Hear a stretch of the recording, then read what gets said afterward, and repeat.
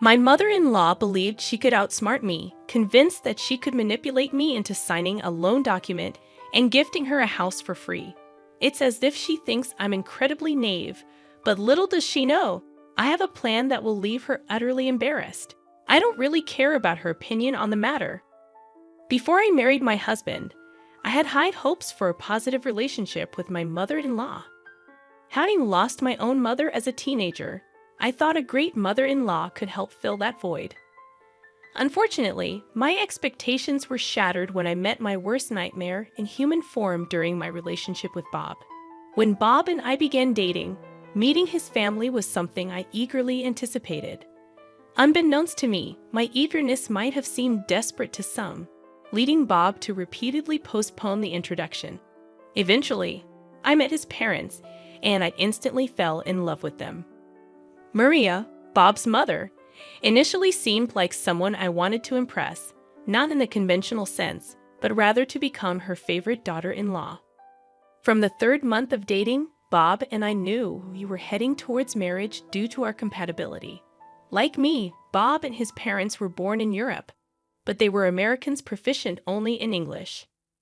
Bob had hinted a few times that his mother could become a burden in the future, but I dismissed the warnings.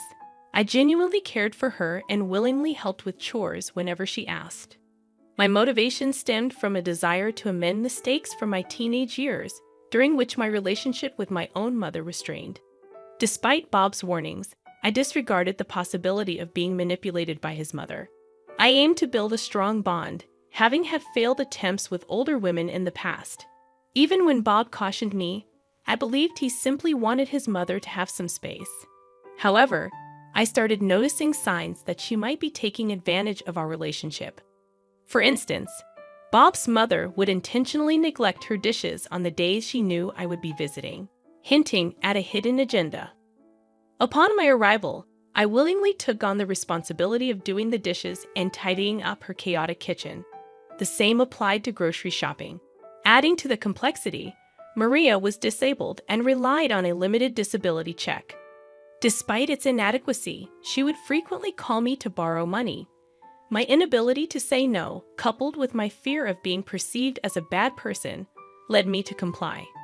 Over the 2 years of Bob and I dating, my relationship with his mother flourished. Even when I sensed that she was taking advantage of me, I hesitated to stop my actions. The constant borrowing, whether it was $50 or $100, didn't bother me because I wanted Maria to be content. She had come to view me as her own, and I guess she exploited that connection. Deep down, every smile I elicited from Maria made me feel like I was rectifying the mistakes of my troubled teenage years.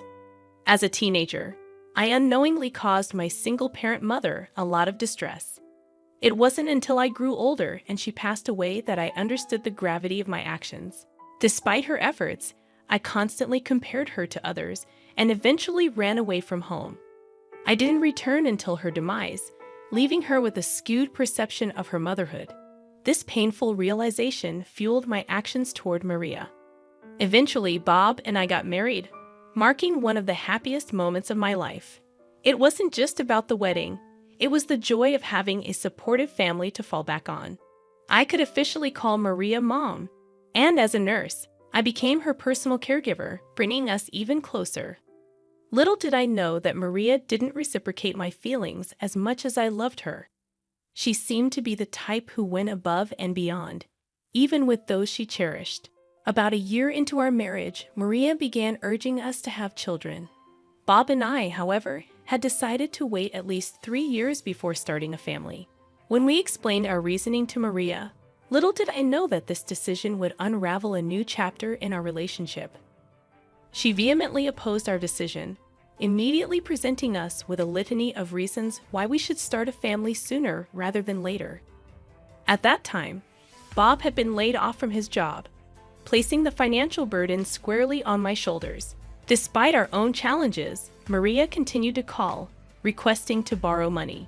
She often complained about the meager disability funds she received. In her texts, she acknowledged her debts and promised to repay as soon as she had the means. Strangely, I never bothered to keep track. lending money out of love rather than expecting repayment.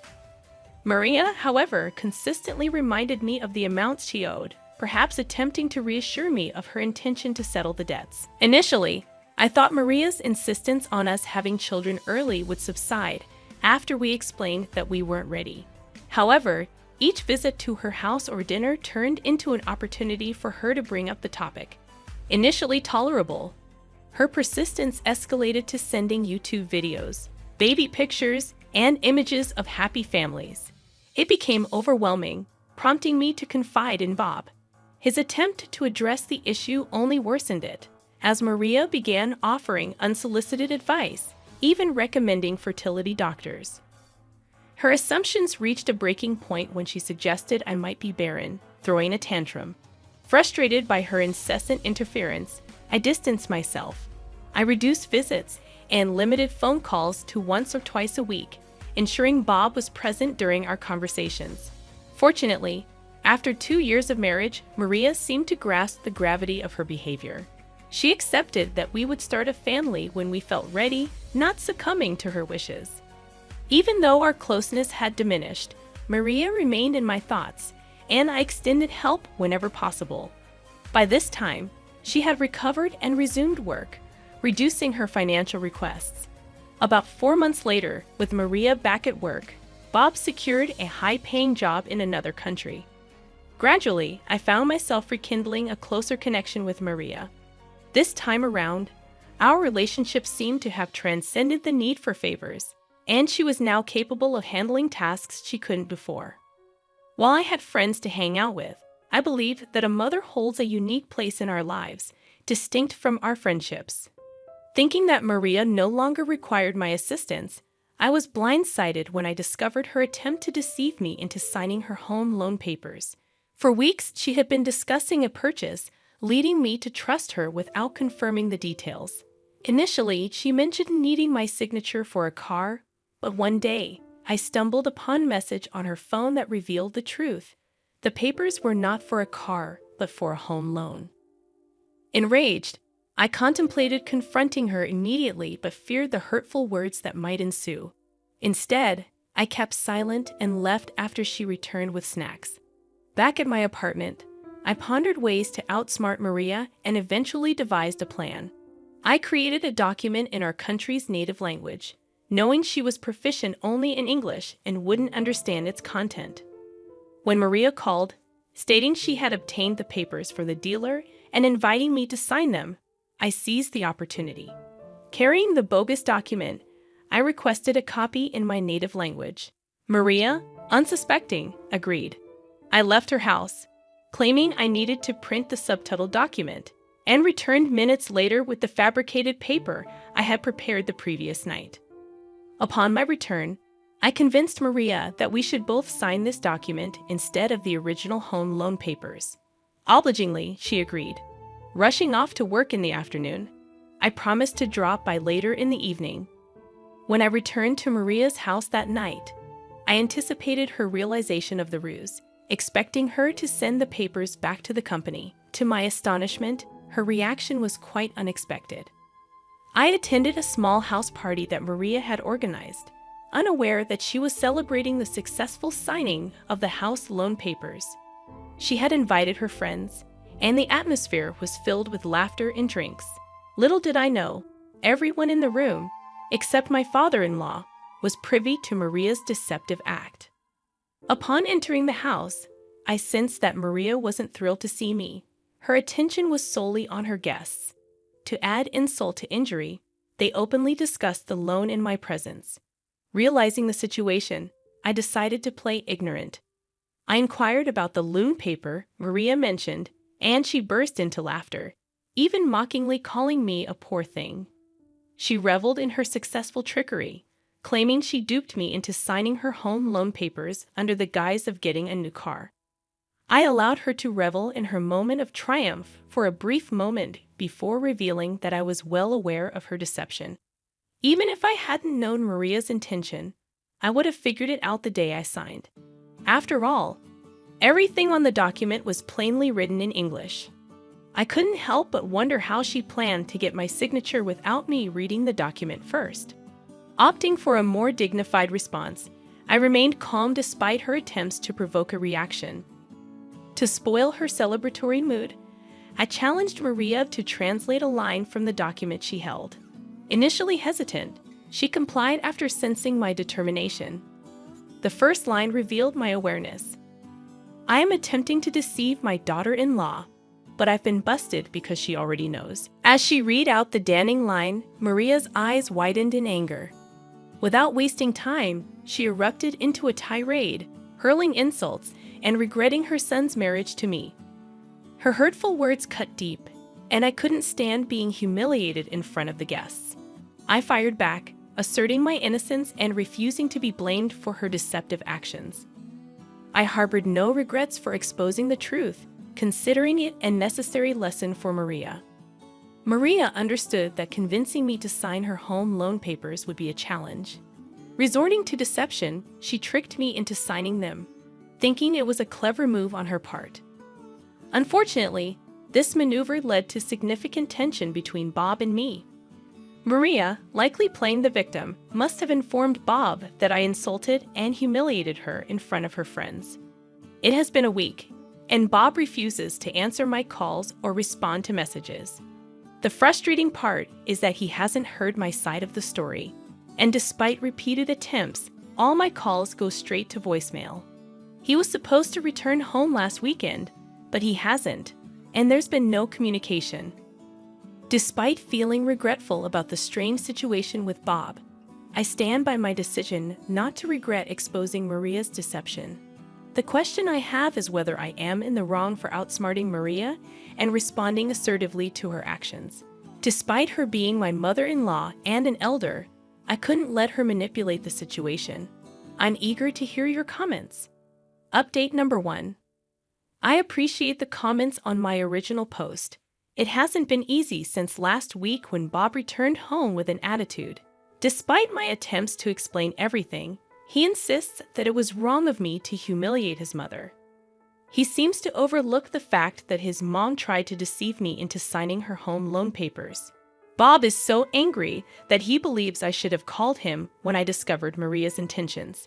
I haven't spoken to or visited Maria since then, still shocked at how she treated me despite all I did for her. The most frustrating part is that Bob is now threatening divorce if I don't apologize to Maria. In a heated argument 2 days ago, he left the house in the morning with some belongings. Later that evening, I discovered he was at his mother's house with a woman from his past, boldly posting pictures on Facebook. They appeared to be enjoying themselves while I dealt with loneliness.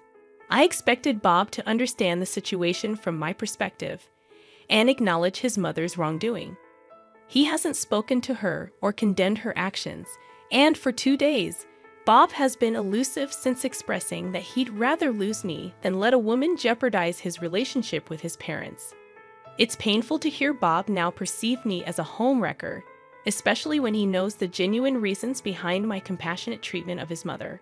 I had confided in him about my past with my own mom, and he used that vulnerability against me, hurling insults and uttering things I never expected from him. Even if I were to apologize to Maria for exposing her deceit, the dynamics between us can never return to how they used to be.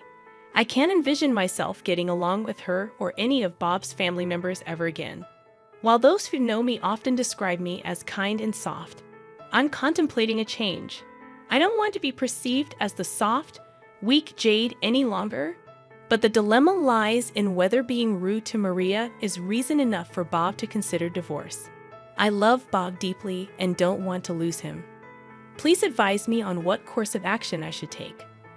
Although Bob sounded serious, part of me wonders if he's bluffing, or is this an ominous sign of something worse? Update number 2. Following some suggestions to talk to Bob, I decided to confront him at his mother's house. To my surprise, Lisa, Bob's ex-girlfriend, was there with him and his parents, evident from their laughter within. Bob was furious at my unexpected appearance, asserting that I was no longer welcome there. In an attempt to salvage our relationship, he demanded that I apologize to his mother. Desperate to make things work and missing Bob immensely, I reluctantly apologized to Maria. However, It wasn't heartfelt, and Maria insisted on writing an apology for me to read. To my shock, the apology Maria penned contained demeaning content, prompting an immediate change of heart. I walked out of the house, and Maria, Bob, and Lisa laughed as I left. Betrayed and hurt, I texted Bob about my readiness for divorce and contacted a divorce lawyer. Instead of begging or clarifying, Bob's response was a simple okay. Before meeting Maria, Bob had mentioned that Maria held affection for Lisa, but they had ended things because he felt Lisa wasn't the one for him. Reflecting on my actions, I realized how foolish I had been. Despite suspicions, I had often dismissed the thought of Bob cheating on me. He always took calls from his parents in my presence, but for other calls, he would excuse himself to answer outside. In hindsight, there were signs of a possible affair, but I had brushed them aside, not wanting to succumb to baseless assumptions that could ruin a marriage. I refrained from jumping to conclusions until I was certain about Bob's actions. Even though Bob wasn't cheating, taking Lisa to his mother's house felt like a direct insult. In my view, divorce seems to be the best resolution, and I wish there was a way to teach Maria a lesson, but I'll let her be. Update number 3. I want to express my gratitude to all of you for your invaluable support. Among the numerous comments, the suggestion that stood out was to make Maria pay back all the money she borrowed. After gathering proof, I decided to sue her. Before filing the case, I messaged her, demanding repayment, but she didn't respond. I also texted Bob, and his dismissive response pushed me to proceed with the legal action. I filed a case and waited for Maria to be served. The sum she owed me exceeded $3,500, and I had evidence in the form of text messages. Maria's reaction upon being served was furious. She bombarded my phone with calls. I deliberately avoided answering. Bob and his father also reached out, suggesting an out-of-court settlement, and Bob professed his love. Disgusted, I blocked him, but he persisted with another number. The day of the court hearing arrived, and Maria showed up with her entire family, including Bob and his father as witnesses. They glared at me while the judge questioned me. I explained myself, but to my surprise, Maria denied borrowing any money and even claimed she used to borrow from Bob, not me. I presented the printed messages to the judge, but Maria laughed, dismissing them as potentially forged. Fortunately, the detailed content of the messages, mentioning disability amounts and other specifics, convinced the judge.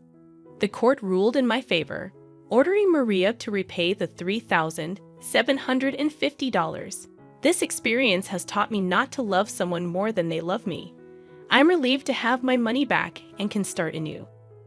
Dragging Maria to court was a satisfying experience.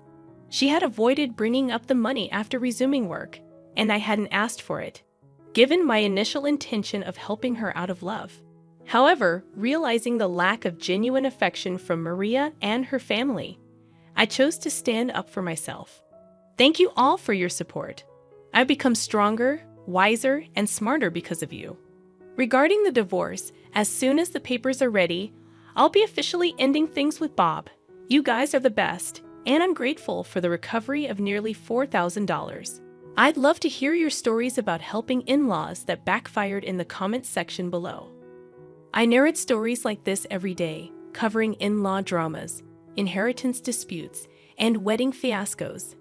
If you want more videos, hit the subscribe button. It greatly supports the channel. Thank you, and I'll catch you tomorrow. Remember, it's cool to be kind. See you.